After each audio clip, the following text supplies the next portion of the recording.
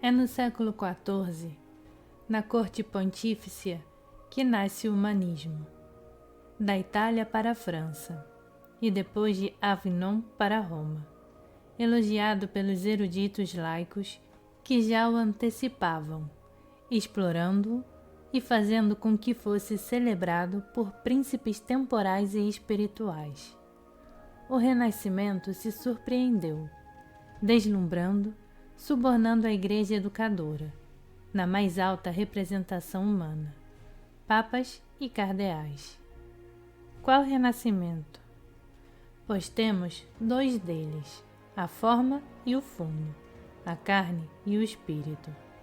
O do espírito, a este espírito é mortal a todo estado sintético e vivente, religioso e social. É chamado de razão mental e governamental pagã. Na sua origem, no seu ovo, já o dissemos, a razão individual, erguendo-se exclusivamente em princípio, em lei, em critério do espírito humano. E o último vai para o diabo sem o primeiro. É a soldra semi-alfabetizada, renegada que desmembrou a Igreja e o estado social dos patriarcas. Faz 5.000 anos. Foi a apóstata soldra, moderna, que matou há mais de um século a verdadeira burguesia e a economia social de nossa nação. Ela desmembrou também a Igreja e os Estados Gerais de Nosso Senhor Jesus Cristo. Pois em todos os tempos, sua marcha é a mesma: desestruturar para ocupar tudo, fazer-se de intermediário ilegítimo, parasitário de toda a economia pública para subjugá-la, a sua venal voracidade. Seu verdadeiro nome é a anarquia, o individualismo, a inveja e a cupidez, até a loucura coletiva do homicídio e da esmola. O pensamento deles vem sempre do ventre, até mesmo quando parece que emana do cérebro. Marca todas as coisas com esse sinal de gulodice, que faz com que seja reconhecido onde quer que vá e em todas as coisas. Pensando com o estômago, atua com os olhos e o cólon, e tudo aquilo que usurpa e toca fica irreparavelmente maculado. Assim, ensinamentos, justiça, economia, fé, leis, costumes, ciência, arte, vida. Monstro humano, que se fez por ele mesmo a imagem de Satanás, rendendo-se cegamente aos vícios, encobrindo todos os raios da luz de Deus. E a senhora? Afasta-se daí, para que eu possa estalar-me. E ainda, ela corta sua cabeça, em caso de necessidade. A senhora é uma cesta, sempre disposta a receber tudo para ela e o seu bando. Essa mãe de todos os colapsos e dos 7 pecados capitais não é a Eva, mas a Lilith do espírito humano. Também é a senhora Jourdain, louca pela cobra, sua professora de lógica, que matou seu marido, nobre homem que poderia torná-la baronesa e arrendatária geral de seus bens, como de tantas outras coisas. Depois de ter medido o pano com uma falsa medida, submete tudo à mesma fraude. Tudo, até para os tambores e os calvários. Chama esta exegese feita com as prebendas dela à nossa custa. Hoje em dia, seu clericalismo de instrução nos custa milhares de moedas por ano, tal como nos custa o clero em 10 séculos. De acordo com os tempos, às vezes é a tecedoura, outras é a gulosa guilhotina. Era esse o seu sonho de tornar-se de sua maneira princesa do sangue. Essa mentalidade começa e termina com 2 pronomes, confirmados pela sua compreensão: eu e a minha vontade. Eu com maiúscula no estilo inglês. Nascida pickpocket, procura sempre biscatear, procurando uma carteira qualquer para apoderar-se do seu conteúdo. e, de acordo com as circunstâncias, torna-se ateia, filósofa, filantropa, teósofa, teofilantropa, humanista, concordatária, tudo aquilo que quiser, menos cristã. Tem horror das relíquias dos santos, dos altares consagrados e, quando na presença de um crucifixo, é possuída pelos piores demônios, espumando pela boca. Acaba de atirar ou no monte pelado, e a resposta do fogo central não acabou ainda.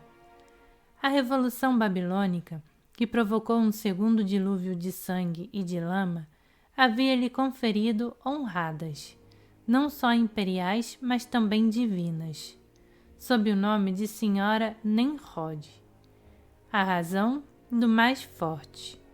Sem Moisés, que o reconstituiu, teria aniquilado o testamento dos patriarcas, pois, uivando contra o Verbo Criador, gritava a morte ao infame. A sua revolução anti-francesa, que trouxe de Roma, também fez dela um ídolo de sangue vermelho, lançando a mesma blasfêmia, porém contra o Verbo sob todos os seus aspectos: Criador, encarnado, ressuscitado, pontífice e rei da vida eterna. Na pessoa de uma prostituta, a camarilha filosófica a fez sentar no altar maior da Catedral de Notre-Dame, sob o nome da deusa Razão, tal como na Babilônia. Lutero, como homem do norte, tinha conservado mais moderação e mesura. Havia se limitado a preparar sua apoteose dizendo: todo homem dotado de razão é intérprete nato das Escrituras. A interpretação da harpia consistiu em pousar-se sobre as Escrituras e sobre Lutero. Essa razão tem, pois, como última palavra, Scipio Halione voluntas mea. Entendamos bem. É o facínora dos estudos clássicos.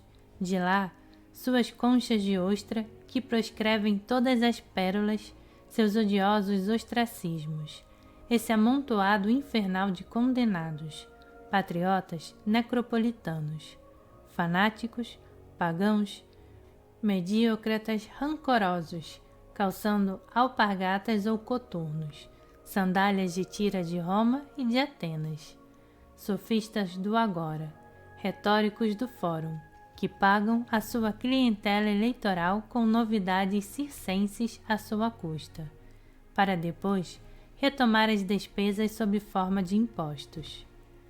Disso derivam todos esses monastérios violados e vazios, todas essas escolas abandonadas e viúvas, todos esses asilos sagrados profanados e desertos.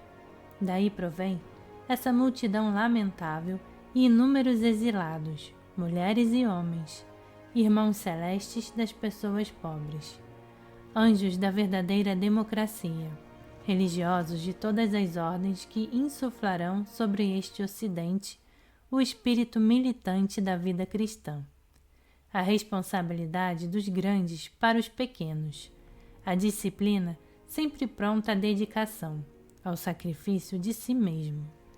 Adiantam ao estrangeiro da Igreja Episcopal da França e ao último de seus fiéis, nesta execrável expatriação que expulsa novamente com eles a alma deste corpo nacional.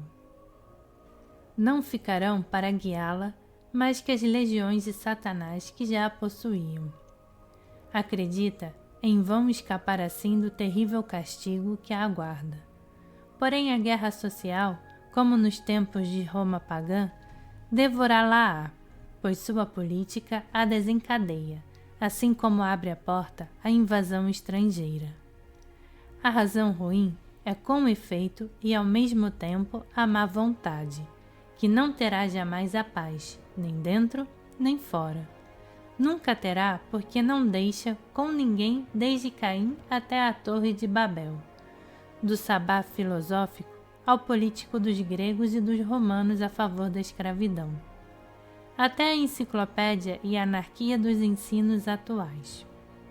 Com os papas e cardeais, se deixaram levar até a vertigem na beira do abismo do qual hoje tocamos seu fundo. Suas santidades não percebiam o mal. Sua fé acreditava que a fé do mundo laico fosse tão sólida quanto a deles. Outros motivos não menos nobres os animavam. Temos que reconhecer, por outro lado, que seus estudos pagãos ofereciam um perigo muito menor para o clero que para a cleresia, em razão da concordata intelectual firmada em 313 sob o nome de Teologia Escolástica. Esse tratado bilateral não era certamente o mais perfeito. Deixava subsistir o paganismo ao lado do cristianismo. Os ensinamentos cristãos de uma parte, a filosofia pagã da outra. Rebaixava a teologia, instituindo uma inevitável confusão entre as raças. E é por isso que vemos perpetuamente a tendência da concordata para o paganismo, mas da mesma maneira que era, manteve e ainda mantém uma disciplina mental, que era afirmada pela catequização primária e pela teologia secundária. Assim, pois repetindo, é a esta raça concordatária que, apesar do seu desfalecimento e imperfeições, vão ainda os nossos cumprimentos.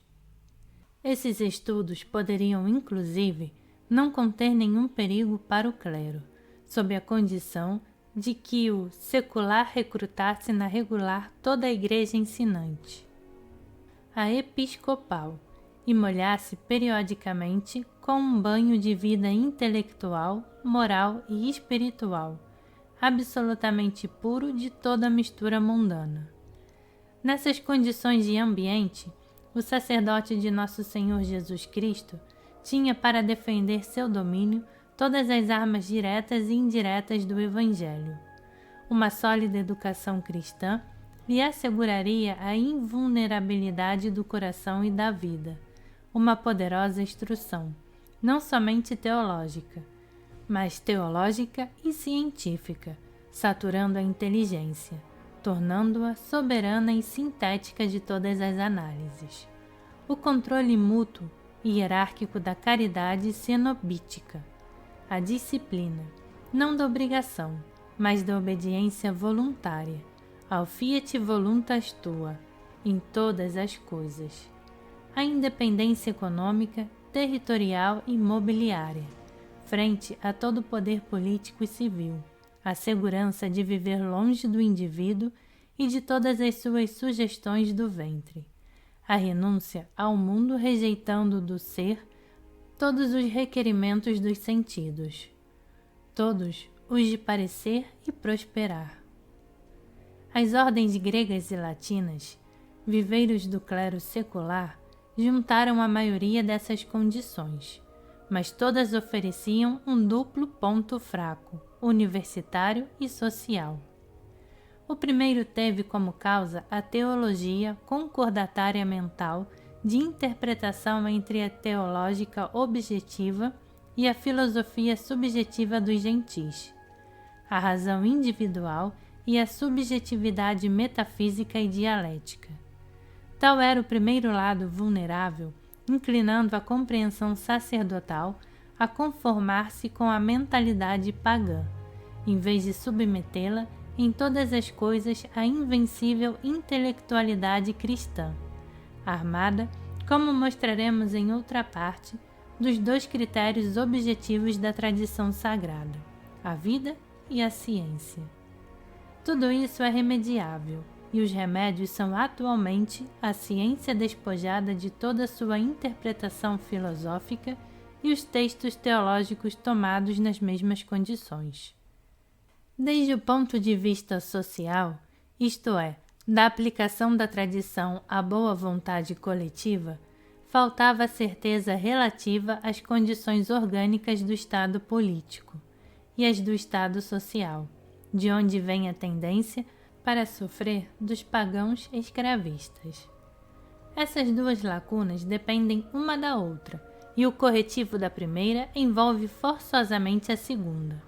A parte disso, As ordens gregas e latinas, além de serem viveiros episcopais do clero regular, realizavam muito mais coisas do que Pitágoras tinha tentado em vão realizar para a reforma do paganismo, depois de ter consultado toda a tradição patriarcal. É assim que vemos, desde o século XIV, os regulares, cujos chefes têm o nível de bispos e tomam parte da Igreja educadora, e com eles a hierarquia dos príncipes seculares dessa Igreja acolhe sem medo o renascimento pagão e o alenta com uma liberdade de inteligência e uma pródiga hospitalidade sem rival. Foi Bento XII que, em 1335, nomeou Petrarca, que se constitui no verdadeiro padrinho do Renascimento e do humanismo, canônico de Lombes.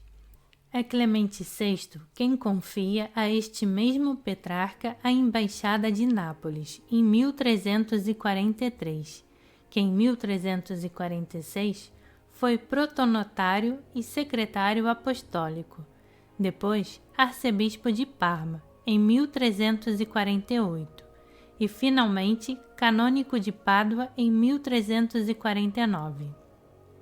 Inocêncio VI, de espírito bem mais austero que seu antecessor Clemente VI, nomeia Zanobi como secretário apostólico.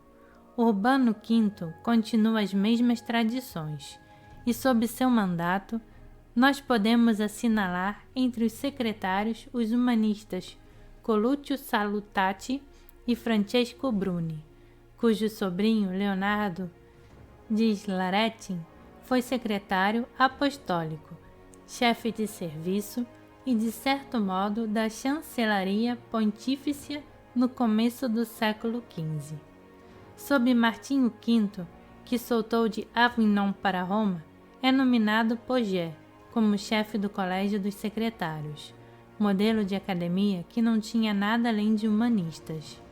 Nesse colégio, os cristãos, como Ambrósio Traversari, o Camaldulense e Maffeo Veggio, confraternizaram com pagãos corruptos e de hábitos ruins como Poggio e Laretin, Beccadelli, o Parnomita e Filelfo.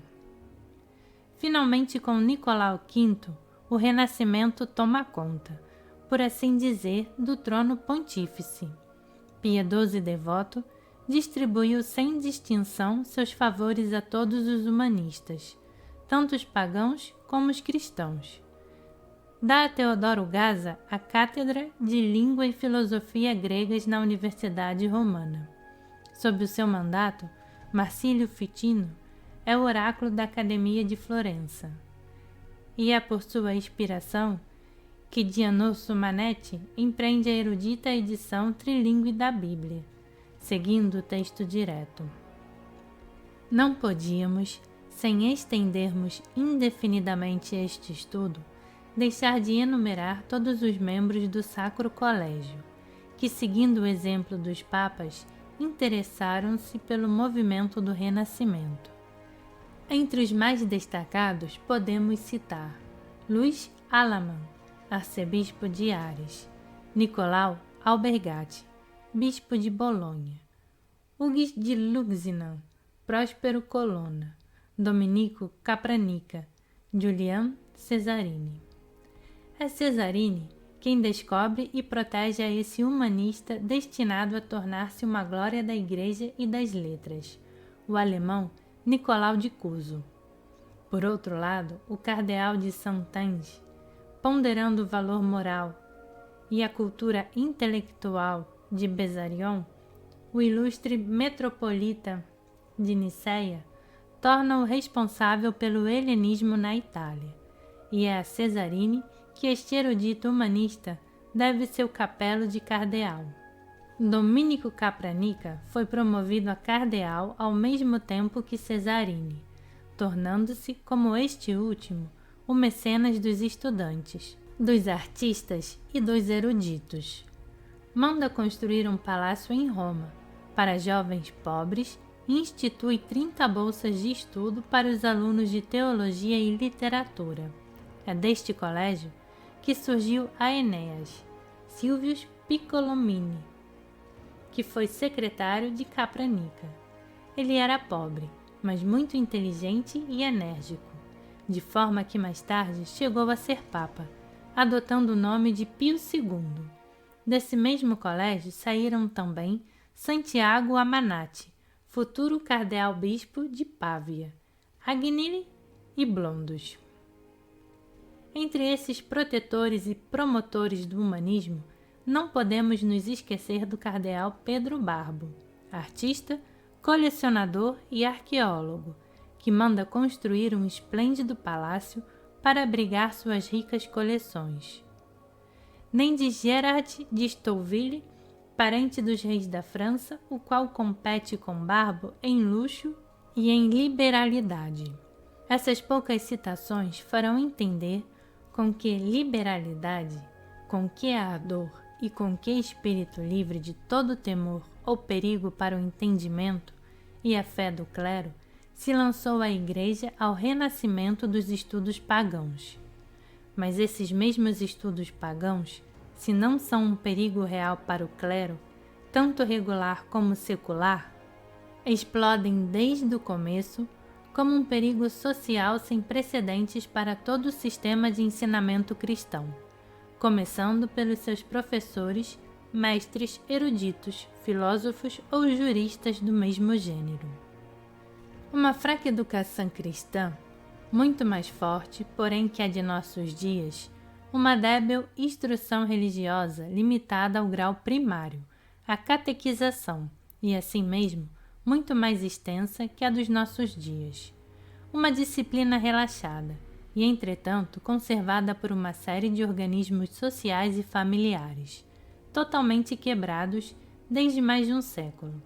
Um controle mútuo e hierárquico, impregnado ainda de espírito cristão, porém corrompido já no alto pela corte, no meio pela moda e nela a opinião dessa mesma corte. A preocupação por viver é menor que em nosso tempo, graças às corporações e à garantia que ofereciam os indivíduos.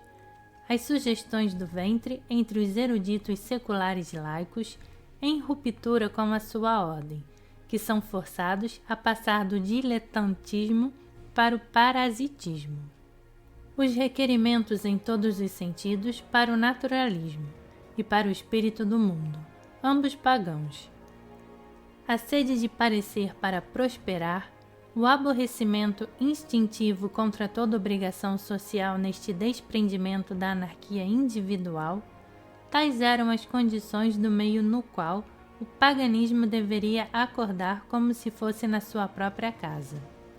Sob todas as formas possíveis, porém infinitamente piores que seus modelos, pois o espírito de imitação exagera os defeitos e nunca as qualidades.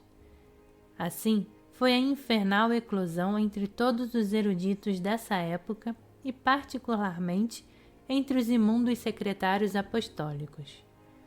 O primeiro desses humanistas, Petrarca, permanece não obstante cristão e se esforça para conciliar a instrução pagã com a educação cristã. Respeita a Igreja e seus dogmas, visita os santuários e as tumbas dos apóstolos e dos mártires, porém é amigo de Boccaccio e de Leontius Pilatus. Se Santo Agostinho é o inspirador de sua consciência, Cícero e Virgílio são seus mestres literários, dos quais é um sincero devoto. Possui um amor desenfreado pela glória, que chega a ser até monomania. Uma vaidade sem limites o impele a invejar e odiar seus rivais.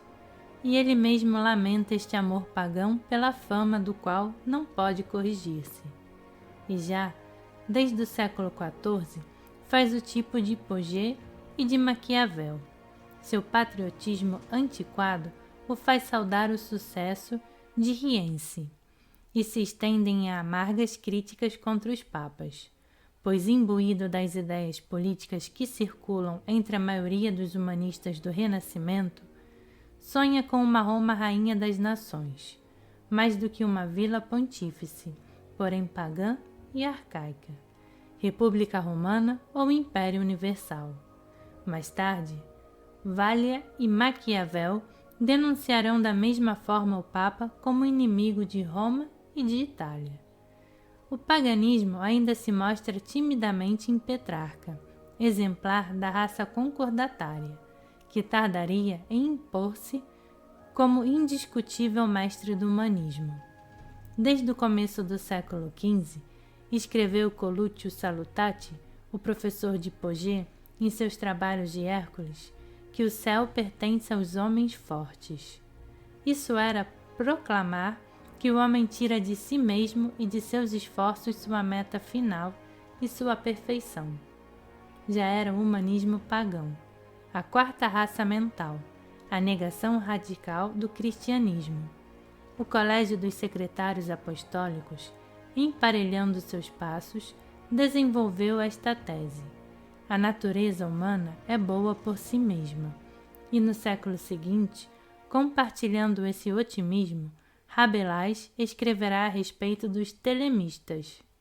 Em suas regras não havia mais que esta cláusula: faça o que você quiser, porque os bem-nascidos, muito bem educados, conviver em companhias honestas, têm por natureza um instinto agulhão que os impulsiona sempre a realizar fatos virtuosos. É a moral submetida à satisfação de todos os instintos. Cada vez mais pagão, o Renascimento, sob o pretexto de seguir a natureza, dá a preferência ao desfrutar dos prazeres em todas as suas formas. O futuro favorito de Nicolau V, Laurent Vallée, é sensual.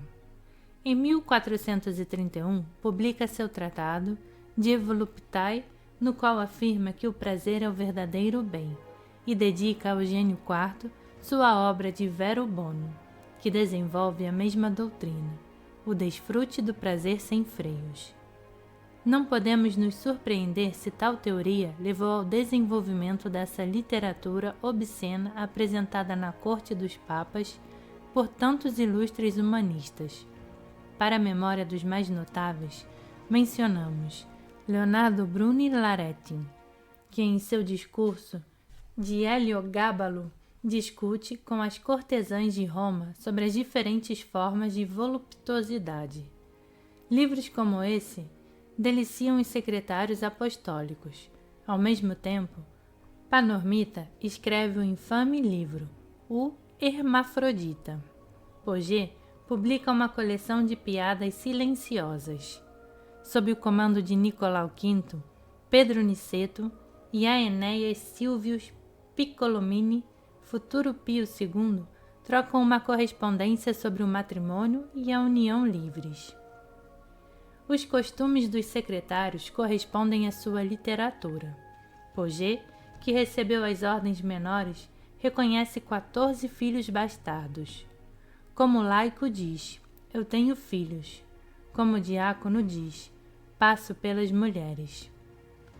Filelfo, Porcelo, Vallias, Poggio também são sodomitas, e quando Pompônios é reprovado por seus hábitos ruins e ignóbeis, ele alega o exemplo de Sócrates. Mas por que mexer por mais tempo nesse lodo? Pessoas eruditas capazes de tudo, crápulas do espírito humano, pornográficos, panfletários, mestres cantores, cúpidos, vaidosos, de costumes podres, convencidos, venais como as moças públicas, desavergonhados, maculadores de tudo aquilo que merece respeito. Eis o que foram os secretários apostólicos, os humanistas do Renascimento pagão, os representantes da quarta raça mental, e graças a eles e aos seus sucessores, desse renascimento ao protestantismo, deste para a apostásia completa da instrução enciclopédica, o abismo foi aberto, o suficiente para que o fogo do inferno saia dele com todos os seus demônios. Descreveremos, em outra parte, essa possessão mental e a influência antissocial sobre a Revolução Francesa. Essa é a razão mental pagã. Agripina, mãe de Nero, ou Frineia, soberana do Aerópago. E eis o porquê. Desde o Renascimento, a Igreja sacerdotal, como a boa galinha do Evangelho, choca sua ninhada de tantos pagãos como bacharéis diplomados pelo Estado usurpador da instrução pública. A incubação é cristã, a instrução é pagã, e o pior que seu modelo, o paganismo jônico.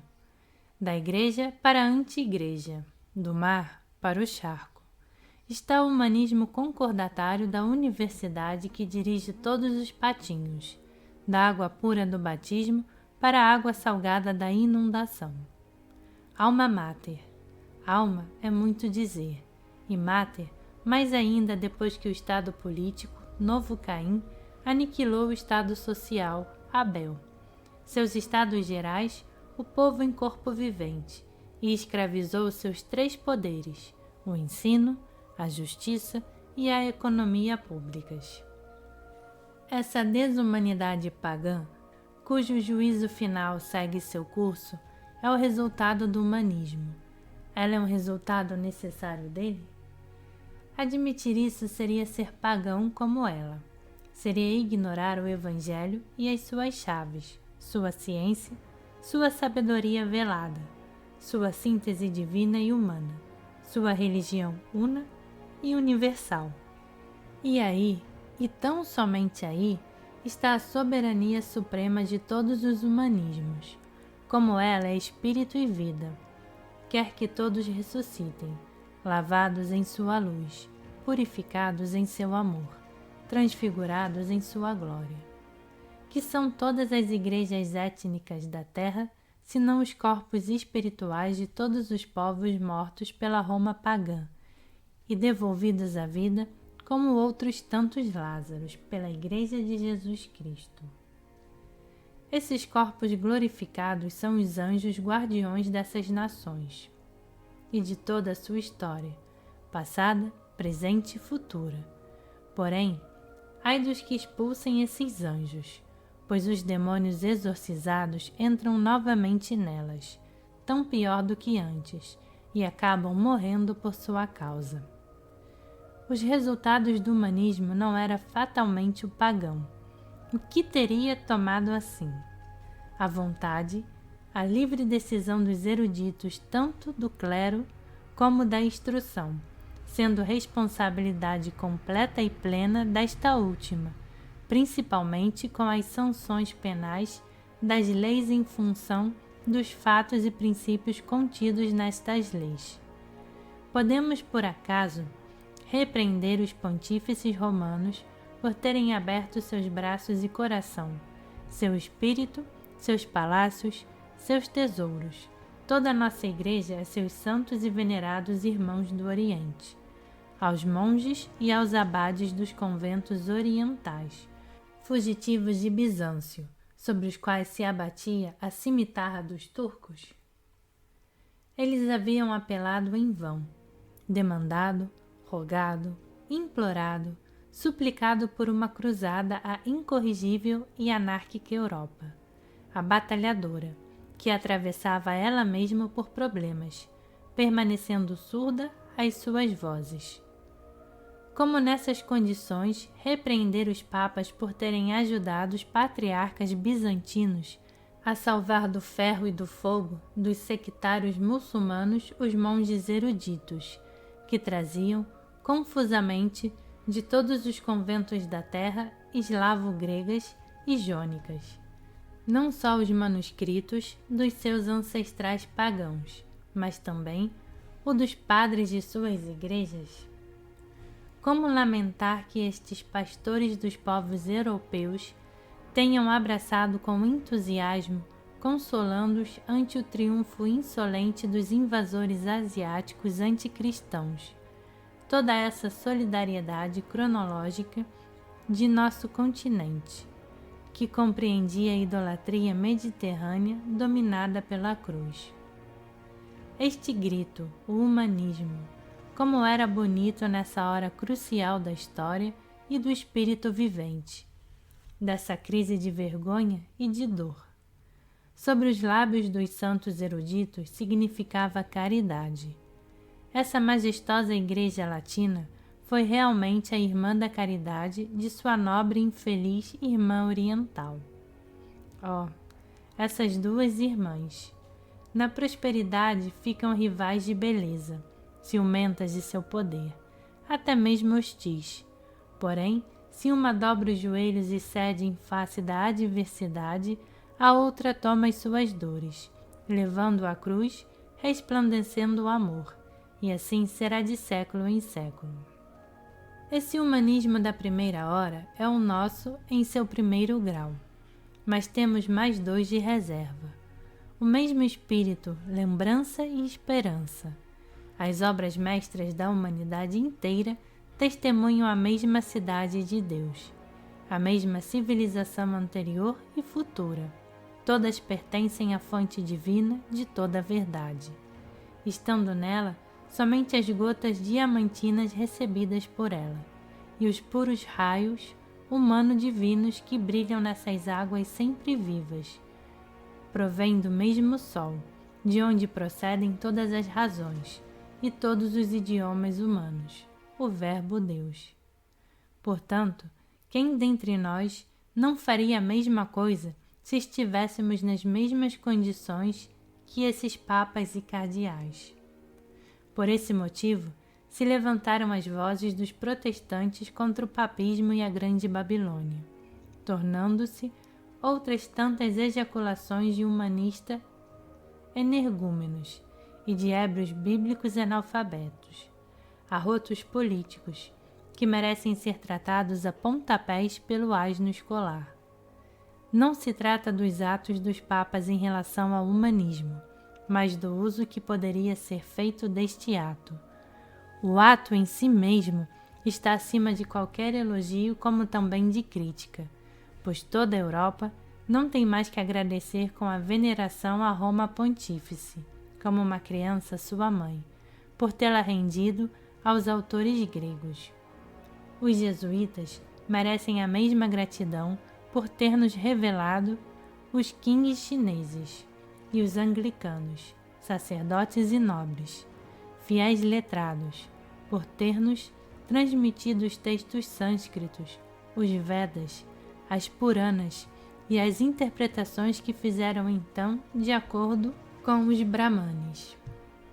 Nós levamos longe, bem mais distante do que qualquer um, esse sentido da universalidade humana, que no fundo é do infinito celeste. É imperioso em nós manter a fé na universidade da palavra primordial. Mas não menos imperioso falar ao nosso espírito do sentido da unidade, do absoluto ou do divino, cujo eixo polar é a ação direta do Verbo, seu cristianismo eterno, no princípio, no meio e no fim de todos os ciclos, não somente na terra, mas no céu inteiro. Nós nos faremos ainda entender melhor mais adiante. Enquanto isso, descemos do superlativo ao positivo. A história tem dois espíritos conhecidos, dos quais o menor não é o que nos conduz à escala evolutiva. É julgado pelo número de seus escritores modernos e no concerto pouco harmonioso de suas interpretações.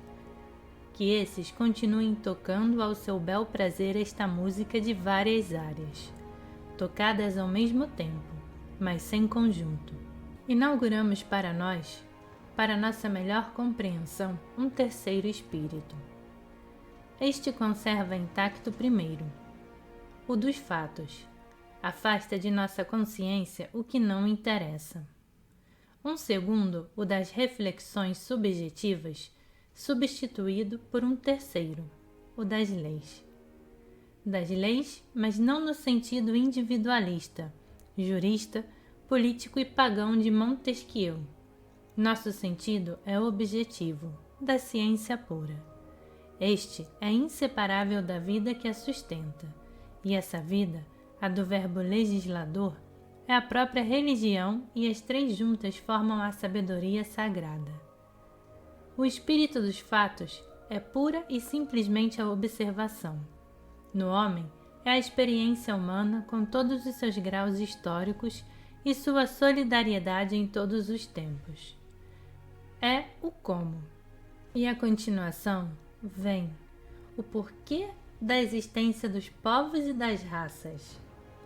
Qual a razão de seu nascimento, seu crescimento, seu apogeu mais ou menos longo, a sua decadência, sua decrepitude e sua morte? Finalmente, porque sua sobrevivência no Verbo, por sua palavra. Porque sua ressurreição em um novo corpo glorificado por ele. Esses corpos gloriosos são as igrejas das nações, sem prejuízo para as das raças, e por fim da humanidade inteira. Esse porquê, repetido de grau em grau, é o espírito das leis sociológicas intrínsecas dos fatos, e essa ciência é sagrada como toda ciência real. O princípio da sociologia está em todos os livros santos, nos dos arianos, no dos iranianos, no dos mongóis, no dos egípcios, no de Morfeu, no dos druidas, enfim, em todos, desde os patriarcas até os evangelhos. Mas neste vórtice da universalidade é necessário que a mão sustente com força a unidade. O centro absoluto e o eixo polar que passa por esse centro, sob pena de ser arrastado pelas forças centrífugas. Esse centro é o Verbo Divino. Seu eixo vai do polo patriarcal ao do juízo final, passando por todos os patriarcas, por Moisés, pelos profetas, pelo Verbo encarnado, crucificado e ressuscitado, pelos apóstolos e por seus sucessores passados, presentes e futuros. É útil voltar a essas coisas, pois a essência pagã da intelectualidade contemporânea, filha do Renascimento, terá repetido seu sabá à custa da sociologia como de todo o resto. Cada bacharel terá o seu no bolso, seu socialismo, que para ele é oposto da verdadeira sociologia. Sem a chave, ao mesmo tempo científica e religiosa desta última, a história é um farol apagado. É a lanterna dos burgueses que moram no morro à beira do precipício. Graças a esta chave, o farol se ilumina e é mais útil aos homens do Estado e da Igreja que aos eruditos curiosos ou diletantes, sendo muito útil aos guias conscientes e responsáveis pela marcha da humanidade. E por isso que sujamos nossos dedos de tinta, 20 anos atrás, para escrever as nossas missões. E é pela mesma razão de caridade que, hoje em dia, numa época em que existem muitas classes de pessoas que vivem do ofício de escritor, voltamos mais fones do que nunca. Livres para dirigir nosso recado, para alertar os fariseus e pagãos e todos os seus subrépteis. Vejamos agora quais são as leis regulares do humanismo, entendendo-se por esta palavra os estudos clássicos. As leis vigentes são do cristianismo, soberanas sobre os pagãos, tal como mostraremos na segunda parte deste livro. Tanto a soberania intelectual como a espiritual, pois que direito temos de separar as duas entre os apóstolos e seus discípulos desde Pentecostes? Para essa soberania sagrada, pelo seu incessante controle sobre o acesso da ascensão do neopaganismo do Renascimento, pudesse evitar as catástrofes que já têm alcançado e ainda alcançarão a humanidade. Teria sido necessário uma dupla intervenção de sua parte na compreensão laica secular e na sua vontade coletiva. Na compreensão, os remédios preventivos indicados pela soberania teológica eram os 3 degraus de ensino do tri-reino, correspondentes às 3 pessoas da Trindade: Pai, Filho e Espírito Santo, essência, existência e substância. Na vontade coletiva, A prevenção evangélica indicava as 3 ordens sociais correspondentes aos 3 graus do ensino. Está aqui, de cima para baixo, a relação destes graus e destas ordens. Primeiro, a instrução da ordem econômica corresponde ao grau primário da catequização, completado solidariamente com a comunhão e com uma seleção sempre aberta, que se relacionam a, segundo, instrução da ordem jurídica, a da espada e da toga, corresponde ao grau secundário, que já não é simples como o interior, mas iniciático. Relaciona-se por uma solidariedade de comunhão e de seleção a, terceiro, instrução da ordem de ensino universitário. Corresponde ao grau superior da sociedade dos fiéis, ao grau iniciador, unido ele mesmo à igreja ensinante. A abacial mitrada regular e a episcopal secular, para um acoplamento de comunhão e de seleção. Primeiro, sacerdócio privado ad missam. Segundo, mitrada abacial. Canonicar. Terceiro, púrpura cardenalícia. Em suma, os estudos secundários e greco-latinos superiores, adequados ao 2º grau, não deveriam conduzir a nada além de estudos mais profundos ainda. Com o sânscrito como língua ariana protoclássica, tudo se tornaria vazio rapidamente, e somente ficariam nos bancos escolares as verdadeiras elites que buscavam a verdade por si mesmas, e não uma banal instrução para tirar proveito dela, um meio anormal de existência ou parasitária ou corruptora.